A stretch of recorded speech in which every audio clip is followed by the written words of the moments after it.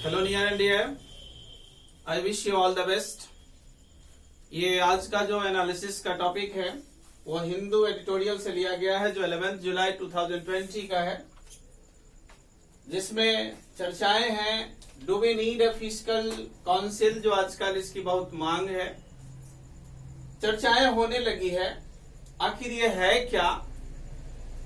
इन सब बातों को जरा इन शॉर्ट में समझा दे, उसके बाद जब हम वोकैब सेक्शन करेंगे तो इसे समझना आपको आसान हो जाएगा। तो बहुत कम समय लेते हुए मैं दो शब्द इसके बारे में कह दूं कि यह गवर्नमेंट बॉडी है, जिसमें इंडिपेंडेंट बॉडी होता है जो गवर्नमेंट के द्वारा सेटअप किया जाता है। इनका काम क्या होता है कि एक्सपेंडिचर और टैक्स को इस पर ये वॉचडॉग का काम करते हैं। ये सजग और चौकन्ना होकर के सरकार की जो खर्च है, आय है और व्यय है, उस पर ये ध्यान रखने का काम करते, चूंकि इंडिपेंडेंट बॉडी है। लेकिन आखिर इसकी रिकमेंडेशन की जो बात हुई, उसमें 13th फाइनेंस कमीशन में भी ये बात आई, 14th फाइनेंस कमीशन में आई, अभी जो 15 चल रहे हैं उसमें जो एनके सिंह है उसके चेयरमैन फाइनेंस कमीशन के, उनका भी ये बात कहना है कि ये करना जरूरी है। ऐसा नहीं है कि केवल सिर्फ अपने ही कंट्री की बात हो रही है, ये अप्रॉक्स 50 कंट्रीज में ये चल रहे हैं। ये फिस्कल काउंसिल की स्थिति चल रहा है और अच्छा काम कर रहा है। लेकिन क्वेश्चन भी एक उठता है इसके साथ साथ कि आखिर आपको वॉचडॉग का काम तो आरबीआई भी करती है, कैग भी है हमारा, सीएसओ भी है, तो सेंट्रल स्टैटिक ऑर्गेनाइजेशन है वो है, हमारा आरबीआई है, हमारा कैग है। तो आप लगातार यहां पर इसके पॉजिटिव और निगेटिव दोनों एस्पेक्ट की बात हो रही है। यदि गवर्नमेंट बॉडी अपॉइंट करती है, इंडिपेंडेंट बॉडी है, लेकिन सेटअप तो गवर्नमेंट करेगी, तो क्या हर बात गवर्नमेंट उनका मानेगी? क्या वह निष्पक्ष से काम कर पाएंगे? दो तरह के विचार आते हैं इसमें। एक का कहना है क्या कि ये जब ऐसे करेंगे तो कैग क्या है कि बाद में वो देखने का काम करती है कि खर्च क्या हुआ, आय क्या हुआ, व्यय क्या हुआ। लेकिन ये क्या है, इससे पहले का काम करेगा। ये हुआ था क्या कि 2008 में 2008 में जब बहुत ज्यादा डेफिसिट होने लगा तो उस समय भी ये बात अपॉइंट की गई और ये बात आया कि आपको जीडीपी का 3% मैनेज करना है 2008 तक। लेकिन उसी समय रिसेशन का दौर चला था, तो हुआ कि इसको सस्पेंड कर दिया जाए और फिर 2011 में की बात आ गई। अब लेकिन अभी कोरोना काल चल रहा है, आखिर इसमें इसकी जरूरत थी क्या? होता क्या है कि जब कर्ज लेने की आदत हो जाती है ना, तो आदमी कर्ज में डूबते चला जाता है। उसको लगता है क्या कि आमदनी अठन्नी खर्चा रुपया, उसका आय क्या है, उसका व्यय क्या है, वो लेखा जोखा नहीं रख पाता है। और स्थिति ये होती है, अमूमन ये ग्रामीण भाषा भी होता है कि आपका हम लिए हैं तो कोई भागे थोड़े जा रहे हैं, मैं तो यहीं का हूं ना, आज न कल तो दे ही दूंगा, पर आप दूसरे तरीके से बात करते रहते हैं। तो यदि सरकार केवल खर्च करे और आय उनका उतना नहीं हो तो क्या हो जाएगा कि डिवैल्यूएशन हो जाएगा, अवमूल्यन हो जाएगा। कोई भी अच्छी माइक्रो फाइनेंस कंपनी आपको यहां एस्टेब्लिश नहीं करेगी, तो स्थिति और अच्छा नहीं होकर के, नियंत्रण में नहीं होकर के बेकाबू हो जाएगा। तो इन सब पहलुओं का ये काम करेगा कि ये वॉचडॉग का काम करेगा, हमारा मल्टी ईयर प्रोग्राम को आगे तक के लिए ये मैनेज करेगा कि आखिर हम भविष्य में क्या क्या करना चाहते हैं, और सरकार की आय और व्यय को पब्लिकली यह बताने का काम करेगी। ये फिस्कल जो काउंसिल होगी वो होगी। अब देखिए ना, सरकार को अभी पीएम केयर फंड में पैसा आया, ठीक है, आना भी चाहिए, संकट का समय है, लोगों ने दिया, डोनेट किया, लेकिन जो डोनेट किया होगा ये जानना नहीं चाहेगा कि हमारा पैसा कहां खर्च हुआ, किस मद में खर्च हुआ, यूज हुआ या मिसयूज हुआ। इलेक्शन के समय आएंगे, सरकार जो है पैसा जो है, कोई सरकार रहेगी तो कहेगी कि हम लोन को फ्री कर दें, माफ कर देंगे। कुछ सरकार आती है तो मैं लैपटॉप देना शुरू कर दूंगा।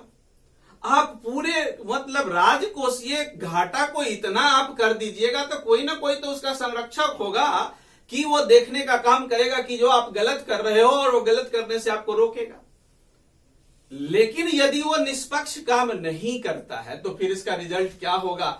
यदि अच्छा बात हुआ तो ठीक है, लेकिन यदि कोई ना कोई अच्छी बात नहीं हुई तो फिर यहां सरकार का बचने का भी स्कोप हो जाता है कि हम तो फिस्कल काउंसिल के एडवाइस पर मैंने काम किया है और हो सकता है कि फिस्कल काउंसिल को वो अपने ढंग से मिला लिए हो और उस ढंग से वो काम करे।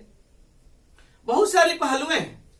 तो आपस में ये हमारा कहना है, ये पर्सनल मेरा ओपिनियन हो सकता है कि क्यों नहीं आरबीआई के उसमें से आपको ये बनाना ही है।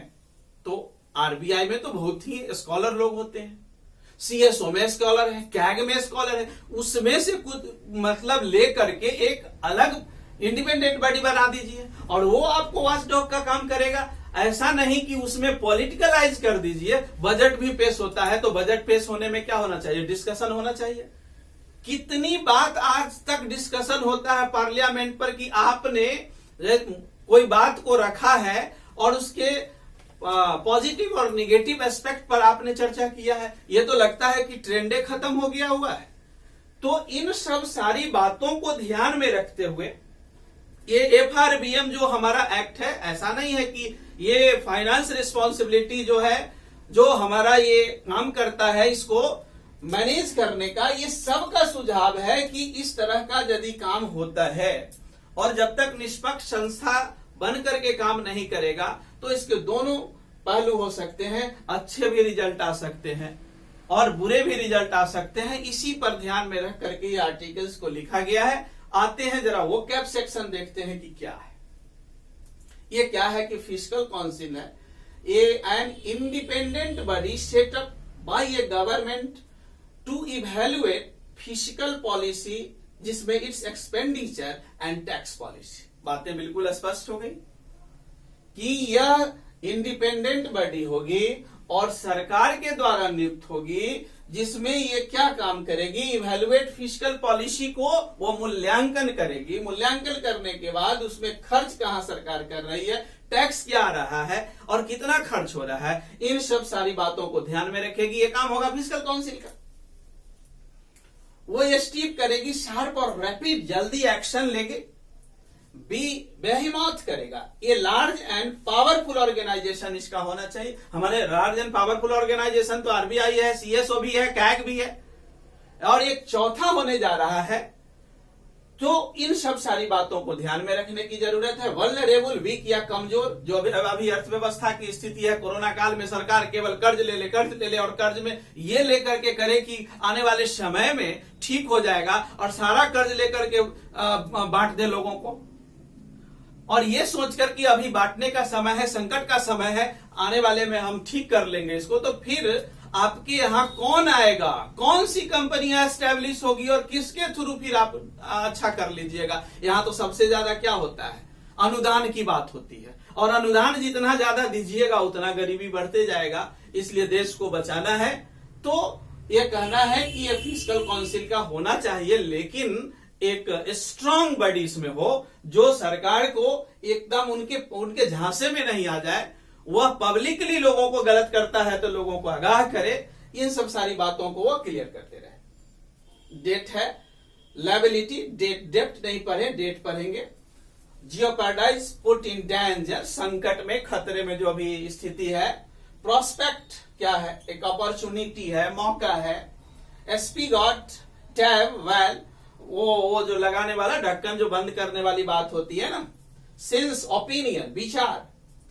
स्टैंस, ओपिनियन विचार, सेंस नहीं, स्टैंस, STANC, ओपिनियन विचार होता है। रिस्ट्रेंट मतलब क्या, कंट्रोल करना, नियंत्रण करने की बात है। कम आउट विथ, ये फ्रेजल वर्ब है। जिसमें कुछ कहना होता है, से है, स्पीक है, कंटिनेंस, सेल्फ डिसिप्लिन, अपने आप में मतलब डिसिप्लिन की बात।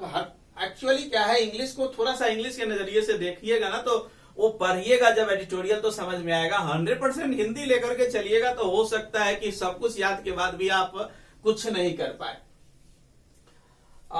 फिर ये क्या है, रेक्टिट्यूड करने की बात होती है तो प्रिंसिपल है, मोरल है ना, इसका वर्च्यू की बात हो रहा है।